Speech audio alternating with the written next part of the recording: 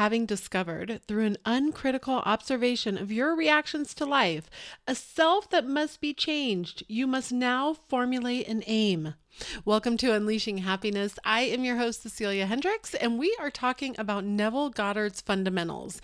So if you're new here or to Neville Goddard, he was a mystic that taught a lot about the law of assumption and how our reality is truly built of our assumptions and our beliefs.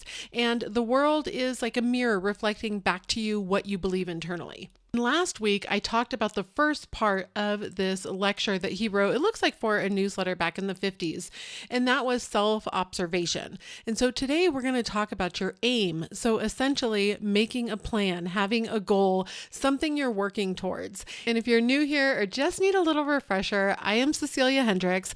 I am a life and mindset coach who pairs the law of assumption and the principles of the law of assumption with personal development and teach how you can manage your moods through emotional intelligence, emotional regulation, nervous system regulation, so that you can remain focused on your end desired outcome and actually start to build a life that you love. So I use things that are definitely very scientifically proven, plus tap into spirituality so that you can truly become the best version of yourself who also feels like the best version of yourself.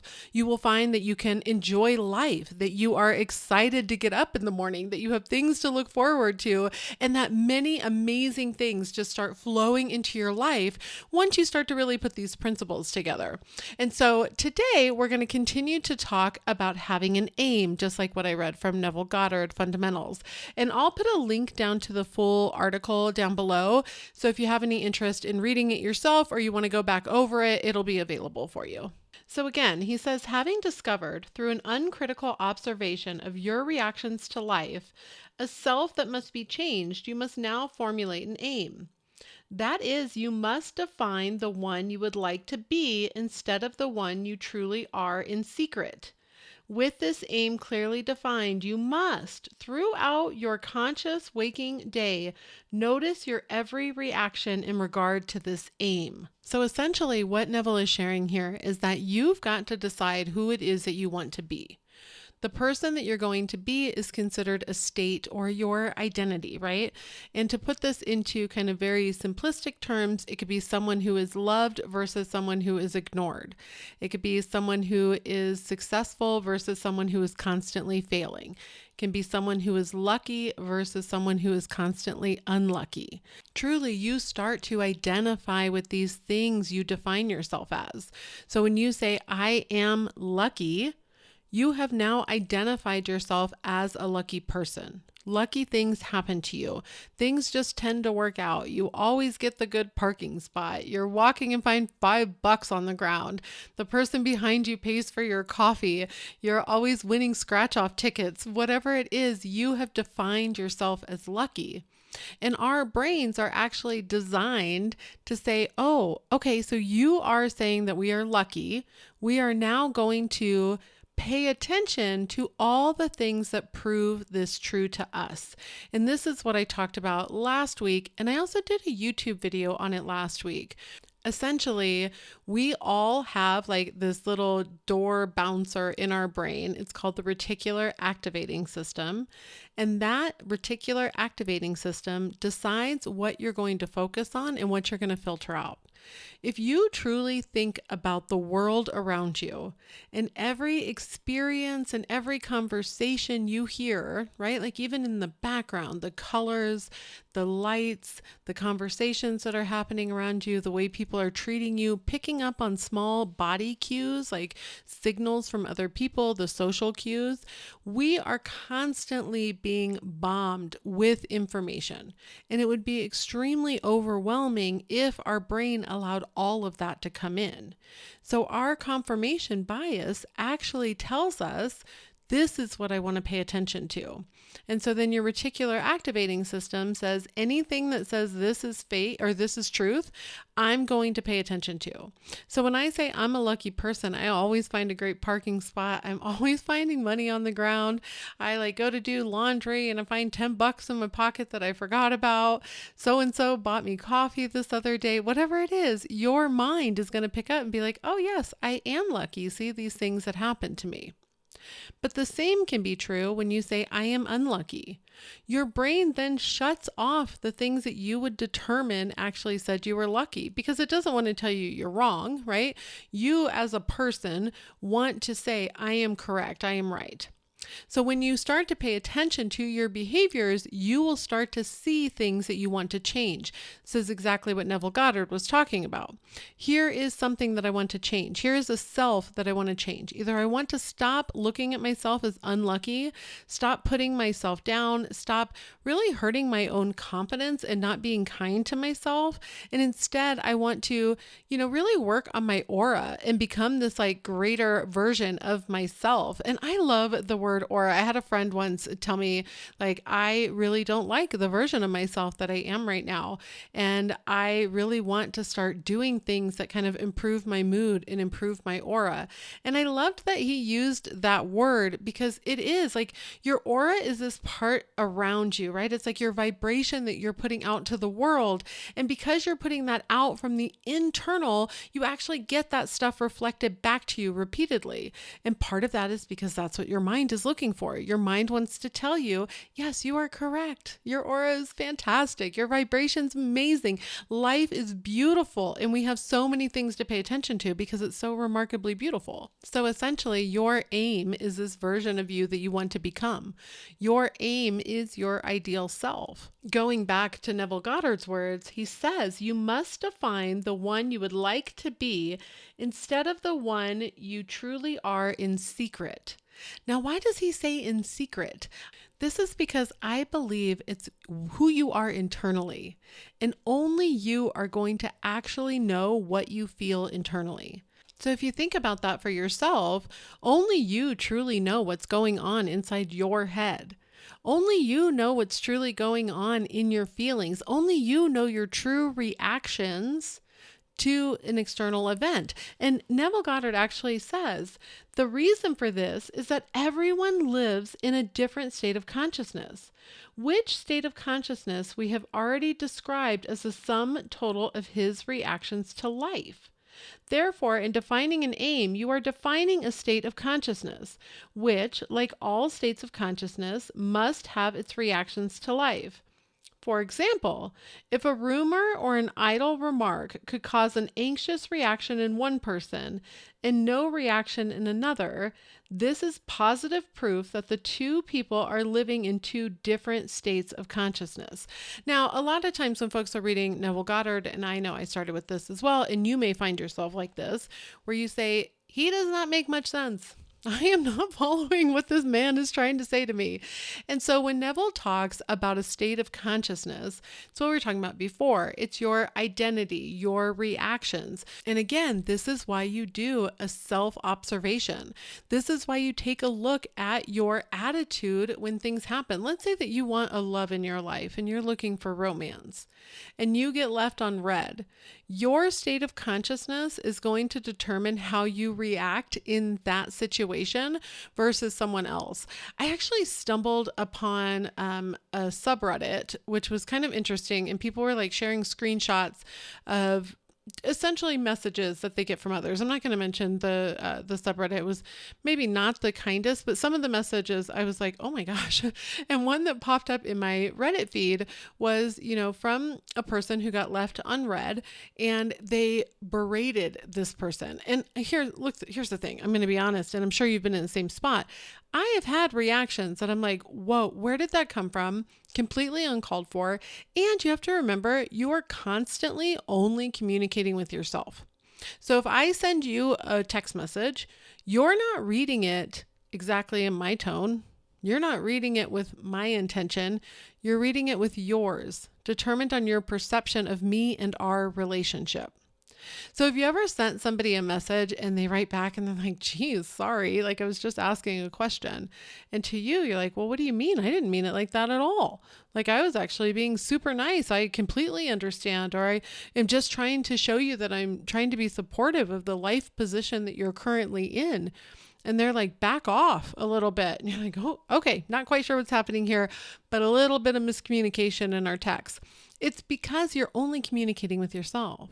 Even if I'm talking to you, if you come and see me at a speaking event and your best friend is sitting right next to you, or even a stranger is sitting right next to you, and you guys start talking about my speech, you will likely walk away with different things that really resonated with you. And somebody may not resonate with me, right? Somebody may turn on this podcast and be like, this chick is not for me. I got to go.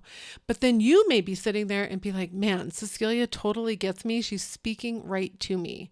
It's all because of the states of consciousness we're in, the identity that we hold, the assumptions that we're sitting in, and our reactions can actually be a great viewpoint to where we are right now. Sorry, I'm like stumbling over my words, and I'm not going to edit it. I'm going to leave it in. This is real life, like we're just chatting, me and you, right? So when you look at your reactions, especially in accordance or connected to something that you want, your desired outcome, your wish fulfilled, the aim that you have, you can actually start to identify what state you're in. Here's the thing. When you start doing this exercise and using your reactions to life as a key insight, you automatically fall into self-compassion without even realizing it. This is one of the biggest things I talk to my clients about. Let's take a step back and just look at what is happening, what is going on, how you're feeling, what are your reactions, not as quote unquote you, but if you were to just look back with a completely unbiased, indifferent view, let's start talking about your behaviors. So when you have something in life that you have wanted, right? Like let's say you're trying to manifest something into your life and it's not working for you. Can you take a step back and take an unbiased look at your behaviors, your habits, what you feel internally, and then identify if this was a third-party person that you did not know, what state of consciousness would you assume they were in? I'm going to go back to reading what Neville said on this exact topic, actually, is he says, you can easily tell whether you are faithful to your aim in life by watching your reactions to the daily events of life. If you are faithful to your ideal, your reactions will conform to your aim, for you will be identified with your aim and therefore will be thinking from your aim. If your reactions are not in harmony with your ideal, it is a sure sign that you are separated from your ideal and are only thinking of it. Assume that you are the loving one you want to be and notice your reactions throughout the day in regard to that assumption, for your reactions will tell you the state from which you are operating. Ding, ding, ding. This is exactly what we're talking about. Make a decision and then start to work on your reactions. And I'm going to tell you something. The reactions part, I was so wishy-washy, and you may find yourself in the same boat where you're like, yes, I have this aim. This is what I want. I want the loved one. I want the career. I want the car. I want the home. I want the vacation. I want the money, whatever it is. I want to feel better, more confident. I want to feel beautiful, whatever it is. And then you get thrown around by life. Your reactions to life are going to say what actual state you're in, what identity you're holding, and that is going to be the key to you getting the things that you want and creating the life that you want and living in the way that you want. And the best way to do this is to actually learn some emotional intelligence, to learn how to regulate yourself so that you can make a choice in the way that you are reacting to any kind of event. And it's hard at first, I'm not going to lie. When you first start doing it, your state of consciousness is not going to be aligned to this type of person who takes their time. It's not going to be aligned to the type of person who doesn't deny their emotions, but instead can remain faithful to an end goal and still have their emotions because they're human. It's not aligned to a person who gives them self-forgiveness. But you can change all of that. You can literally change your entire life by learning how to manage your own moods. I actually have a course that walks exactly through this. The whole point of the course was to say, how do you remain focused on your end desire? How in the world can you actually remain faithful and learn how to regulate your own emotions, manage your own moods without denying them, not falling into toxic positivity, anything of the sort. And I literally created a process to say, here's how you can learn how to do this. If you're interested, of course, the link will be down below. If you have questions on it, feel free, please, to email me at any time. It's unleashinghappiness@ceciliahendricks.com. Because the more that you're able to learn how to do this, the faster you'll start to create in your life. The more that you'll start waking up and be like, oh my gosh, this is working. I am figuring this out. You'll stop finding yourself trying to seek some new secret answers so you can figure out how in the world to get the thing that you want. You'll actually start to feel better, live a life that you want, because you will be able to faithfully remain focused on this aim that you have created. And these are all connecting to each other. The topic for next week is actually detachment. You can find and read more about that in the lecture that I'll put below as well. But what Neville's next step says is detachment. He says there's 3. If he was going to sum up the law of assumption and make it like into one thing, because of course there's a lot of moving parts to it, right? And there's a lot of different techniques that you can do to align to the person that you want to be. But when you look at the core of it, it is self-observation. So understanding what your reactions are, how are you behaving? What is your mood and feeling when it's, in accordance to this aim? Having an aim, like actually knowing what it is that you want, knowing where it is that you want to go, knowing what the outcome is that you're seeking, right? Like if you don't have an aim, you don't have an outcome, you don't have a wish fulfilled to look forward to, then you're not able to actually pay attention to how you behave.